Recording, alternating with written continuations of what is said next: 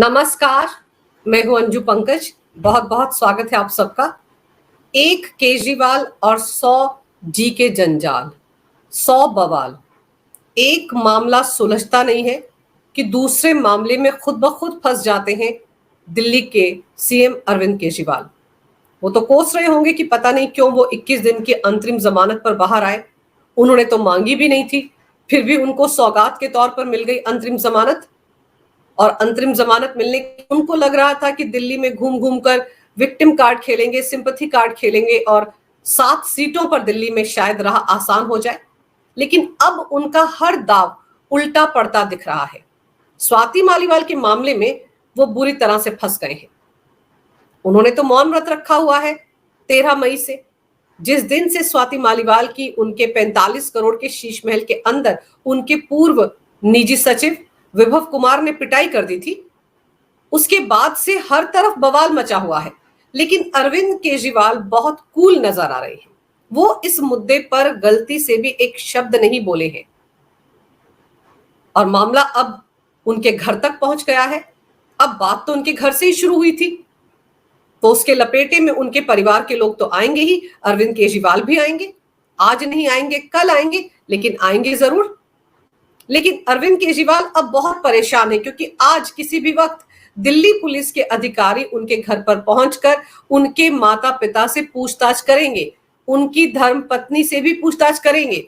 और अरविंद केजरीवाल बड़े परेशान हैं। देखिए, उन्होंने कल शाम क्या लिखा था एक्स पर। उन्होंने लिखा था, कल दिल्ली पुलिस मेरे बूढ़े और बीमार माता पिता से पूछताछ करने आएगी। अब ये बूढ़े और बीमार, इन शब्दों पर गौर करने की जरूरत है। भाई, दिल्ली पुलिस ने आपके शीश महल के अंदर 13 मई को क्या हुआ, कैसे आपकी पार्टी की राज्यसभा सांसद की पिटाई कर दी आपके ही पूर्व निजी सचिव विभव कुमार ने, और आप उस पर एक शब्द नहीं बोल रहे हैं। केजरीवाल मुंह में दही जमाकर बैठे हुए हैं। तो फिर पूछा किससे जाएगा? कौन बताएगा सही मायने में वहां क्या हुआ था? विभव कुमार, उसने अपना फोन फॉर्मेट करवा लिया, वो कुछ बोल ही नहीं रहा है पुलिस की कस्टडी में। तो उस दिन 9:30 बजे के आसपास स्वाति मालीवाल के साथ क्या हुआ था, ये कौन बताएगा? कोई तो बताएगा। केजरीवाल नहीं बताएंगे, विभव कुमार नहीं बताएगा, तो फिर घर के अंदर जो बाकी सदस्य मौजूद थे उनसे तो पूछताछ करनी पड़ेगी। और फिर दिल्ली पुलिस की टीम कौन से इस गर्मी के मौसम में उनके बुजुर्ग और बीमार माता पिता को अपने दफ्तर बुला रहे हैं? उन्हें कोई सिविल लाइंस थाने नहीं बुलाया जा रहा है, बल्कि वो शीश महल में रहते हैं, वहीं पर जाकर एयर कंडीशनड कमरे में बैठकर उनसे पूछताछ होगी। तो इसमें दिक्कत की क्या बात है? इसमें परेशानी की कोई बात ही नहीं है। अगर उन्हें बड़ा तरस आ रहा है कि इस पूरे मामले में उनके माता पिता भी फंस गए हैं और उनके बुजुर्ग और बीमार माता पिता को दिल्ली पुलिस तकलीफ दे रही है, तो अरविंद केजरीवाल को अपना मुंह खोलना चाहिए और बताना चाहिए कि उस दिन उनकी नाक के नीचे उनके ही घर के अंदर क्या हुआ था। ऐसा कैसे हो सकता है कि वो अरविंद केजरीवाल, जिन्हें बीजेपी में क्या चल रहा है इसके बारे में सब कुछ पता होता है, तीसरी बार जब पीएम मोदी प्रधानमंत्री बनेंगे तो यूपी के सीएम योगी आदित्यनाथ को उनके पद से हटा दिया जाएगा, 2 महीने के अंदर उनकी छुट्टी कर दी जाएगी। पीएम मोदी वोट अपने लिए नहीं बल्कि अमित शाह के लिए मांग रहे हैं। और फिर पीएम मोदी के आसपास के सूत्रों ने उन्हें बताया है कि पीएम मोदी केजरीवाल के बारे में बहुत बात करते हैं, बहुत सवाल पूछते हैं। ये सारी जानकारी अरविंद केजरीवाल के पास है, लेकिन उनको ये नहीं पता कि 13 मई को उनके ही घर में, उनके ही ड्राइंग रूम में कैसे उनकी ही राज्यसभा सांसद की उनके ही पूर्व निजी सचिव विभव कुमार ने पिटाई कर दी। मामला क्या था?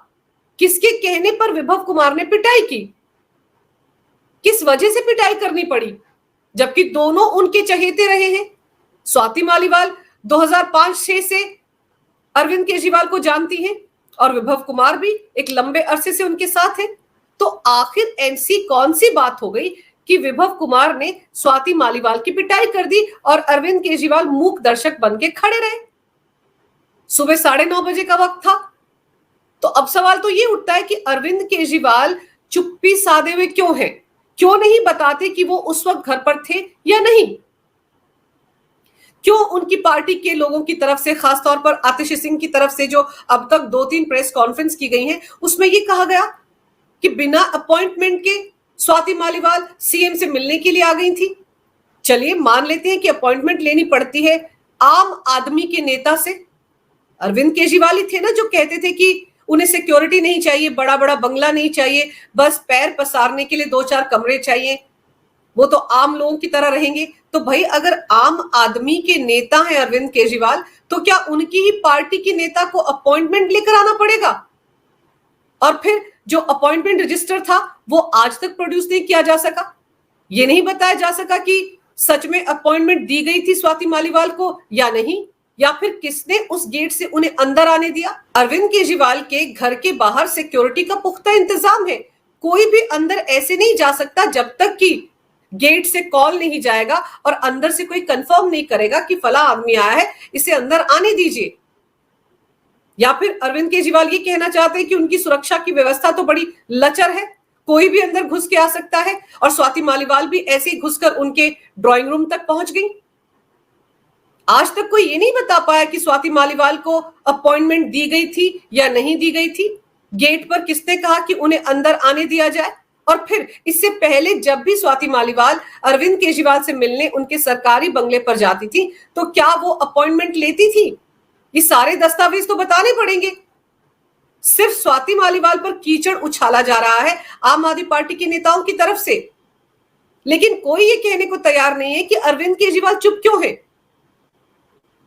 तो सवाल फिर यही है कि अगर अरविंद केजरीवाल ये सब नहीं चाहते थे तो उनको खुद कोऑपरेट करना चाहिए था दिल्ली पुलिस के साथ और बताना चाहिए था कि उनके निजी सचिव ने क्यों पिटाई की स्वाति मालीवाल की।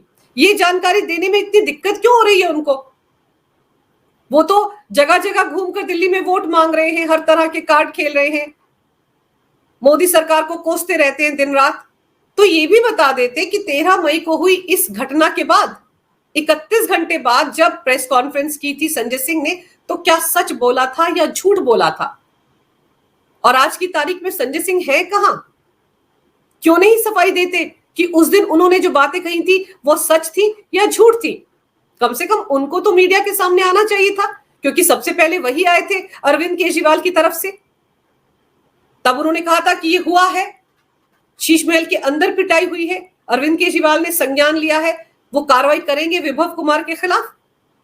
तो अगर अरविंद केजरीवाल ने विभव कुमार के खिलाफ कार्रवाई की होती तो शायद ये दिन देखने को नहीं मिलता उनको कि उनके बुजुर्ग और बीमार माता पिता से दिल्ली पुलिस के अधिकारी शीश महल में आकर एयर कंडीशनड ड्राइंग रूम में बैठकर पूछताछ करेंगे। अगर ये बात इतनी नागवार गुजर रही है तो अभी भी समय है अरविंद केजरीवाल के पास, बुला लें दिल्ली पुलिस के अधिकारियों को और दे दें सारी जानकारी कि आखिर पचड़ा था क्या, लड़ाई की वजह क्या थी। सुनीता केजरीवाल से भी बयान दिलवा दें कि मामला क्या था। लेकिन अरविंद केजरीवाल चाहकर भी ऐसा नहीं कर पाएंगे। और फिर संजय सिंह जो स्वाति मालीवाल से मिलने के लिए पिछले बुधवार को उनके घर गए थे, साथ में वंदना सिंह थी, उनको तो बाकायदा प्रेस कॉन्फ्रेंस करनी चाहिए सामने आकर कि क्या हालत थी उस दिन स्वाति मालीवाल की। आतिशी सिंह ही कह रही है ना कि वो तो बिल्कुल ठीक ठाक थी, उनकी शर्ट के तो बटन भी नहीं फटे थे, ये आम आदमी पार्टी के नेता कहते हैं। वो तो कहते हैं कि वो ड्रामा कर रही हैं, और अगर उनकी हालत बहुत खराब थी तो उसी दिन जिस दिन वो सिविल लाइंस थाने गई थी उसी दिन उन्होंने उसी वक्त अपना मेडिकल क्यों नहीं करवाया। तो इस पर तो संजय सिंह को जवाब देना चाहिए, वंदना सिंह को प्रेस कॉन्फ्रेंस करके जवाब देना चाहिए और बताना चाहिए कि स्वाति मालीवाल की क्या हालत थी जब ये दोनों उनसे मिलने के लिए पिछले बुधवार को उनके घर गए थे। ये तो अच्छे तरीके से बता पाएंगे और आतिशी सिंह संजय सिंह पर भरोसा भी कर लेंगी, सौरभ भारद्वाज को भी भरोसा हो जाएगा, दिलीप पांडे को भी भरोसा हो जाएगा, क्योंकि ये सबके सब स्वाति मालीवाल पर कीचड़ उछालने में लगे हुए हैं कि वो बिल्कुल ठीक ठाक थी। एक तरह से ये कहने की कोशिश कर रहे हैं कि 4 दिन के बाद उनका मेडिकल करवाया गया, हो सकता है उन्होंने चोटें खुद को लगा ली हो विभव कुमार को फंसाने के लिए या अरविंद केजरीवाल को फंसाने के लिए। और फिर एक न्यूज एजेंसी से बात करते हुए अरविंद केजरीवाल ने यह भी कहा है कि वो चाहते हैं कि स्वाति मालीवाल वाले मामले की जांच पड़ताल निष्पक्ष तरीके से हो, क्योंकि उस घटना के 2 वर्जन हैं। ये स्टेटमेंट वो एक न्यूज एजेंसी को दे रहे हैं। तो खुद एक प्रेस कॉन्फ्रेंस करके अपने तथाकथित अंदाज में जो रिकॉर्डेड प्रेस कॉन्फ्रेंस वो करते हैं, उसी तरीके से प्रेस कॉन्फ्रेंस करके वो बयान जारी क्यों नहीं कर पा रहे? अभी 4 दिन पहले उन्होंने 2 मिनट 33 सेकंड की प्रेस कॉन्फ्रेंस की थी, उसके बाद 4 मिनट की प्रेस कॉन्फ्रेंस की थी। तो स्वाति मालीवाल के लिए 1 मिनट की प्रेस कॉन्फ्रेंस कर देते। अभी 4 दिन पहले उन्होंने 2 मिनट 33 सेकंड की प्रेस कॉन्फ्रेंस की थी, फिर उन्होंने 4 मिनट की प्रेस कॉन्फ्रेंस की थी। तो स्वाति मालीवाल के लिए कम से कम 1 मिनट तो स्पेयर कर सकते हैं। 1 मिनट की प्रेस कॉन्फ्रेंस कर देते और ये बातें जो एक न्यूज एजेंसी से कही हैं वो भी बोल देते कि स्वाति मालीवाल के मामले में 2 वर्जन है। दिल्ली की जनता भी जानना चाहेगी ऐसे कौन से 2 वर्जन हैं। शायद वो ये कहना चाह रहे हैं कि स्वाति मालीवाल की कहानी अलग है और उनके पक्ष की कहानी अलग है। तो फिर उन्होंने संजय सिंह को दोनों पक्षों के बारे में कहानी समझाकर प्रेस कॉन्फ्रेंस करने के लिए क्यों नहीं भेजा? 31 घंटे के बाद आधी अधूरी जानकारी के साथ संजय सिंह ने किसके कहने पर प्रेस कॉन्फ्रेंस की? आतिशी सिंह ने भी कहा था कि उनको पूरी बात नहीं पता, तो अरविंद केजरीवाल को तो पूरी बात पता होगी, तो उन्हें संजय सिंह को फिर से भेज देना चाहिए कि जाइए दूसरी प्रेस कॉन्फ्रेंस कीजिए और दूसरा वर्जन भी बता दीजिए, क्योंकि दिल्ली की जनता तो जानना चाहती है कि शीश महल में रहने वालों का वर्जन क्या है, अरविंद केजरीवाल का वर्जन क्या है, सुनीता केजरीवाल का वर्जन क्या है, उनके माता पिता का वर्जन क्या है, उनके बच्चों का वर्जन क्या है, ये तो दिल्ली की जनता जानना चाहती है। तो स्वाति मालीवाल के मामले में कुछ भी बोलने से बच क्यों रहे अरविंद केजरीवाल? किस बात का डर लग रहा है उन्हें? क्या उन्हें यह लगता है कि अगर वो खुलकर स्वाति मालीवाल के बारे में बोलेंगे तो हो सकता है स्वाति मालीवाल उनके खिलाफ कुछ और बोल दे? अभी तक तो स्वाति मालीवाल ने सिर्फ जो फोन किया था 112 नंबर में उस पर कहा था कि अरविंद केजरीवाल के कहने पर विभव कुमार ने उन्हें पीटा, लेकिन एफआईआर में स्वाति मालीवाल ने भी केजरीवाल का नाम नहीं लिया। तो क्या दोनों सीधे सीधे एक दूसरे पर अटैक करने से बच रहे हैं? क्योंकि हो सकता है स्वाति मालीवाल इंतजार कर रही हो, देखना चाहती हूं कि अरविंद केजरीवाल उनको लेकर क्या बोलते हैं, और अरविंद केजरीवाल भी इंतजार कर रहे हो कि स्वाति मालीवाल उनको लेकर क्या बोलती हैं। और अगर दोनों में से किसी एक ने पहल की एक दूसरे के बारे में बोलने की, तो फिर उसके बाद पंडोरा बॉक्स खुल जाएगा। शायद इसी बात से डरे हुए हैं अरविंद केजरीवाल।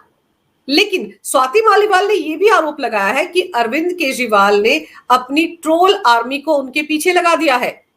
स्वाति मालीवाल का ये ट्वीट देखिए, इसमें उन्होंने लिखा है एक्स पर कि कल मुझे पार्टी के एक वरिष्ठ नेता का फोन आया। उन्होंने कहा कि हर किसी पर उनके खिलाफ गंदी बातें बोलने और उनकी निजी तस्वीरें लीक करने का दबाव बनाया जा रहा है। साथ ही कहा जा रहा है कि जो भी उनका समर्थन करेगा उसे पार्टी से बाहर का रास्ता दिखा दिया जाएगा। अब जाहिर सी बात है, स्वाति मालीवाल अगर ये बात कह रही हैं और किसी वरिष्ठ नेता का हवाला देकर ये बातें कह रही हैं, तो इसमें सच्चाई होगी। उनको अगर और पूछा जाएगा तो वो उस वरिष्ठ नेता का नाम भी बता सकती हैं, लेकिन फिलहाल वो उनका नाम लेने से भी परहेज कर रही हैं।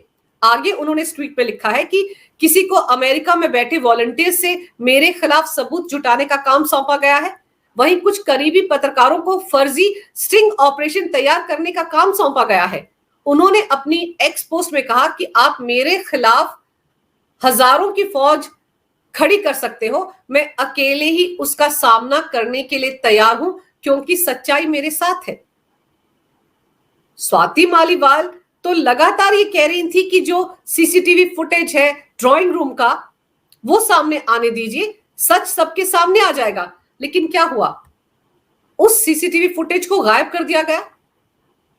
वो जो पेन ड्राइव सौंपा गया था दिल्ली पुलिस को, उसमें पूरा का पूरा डाटा गायब था।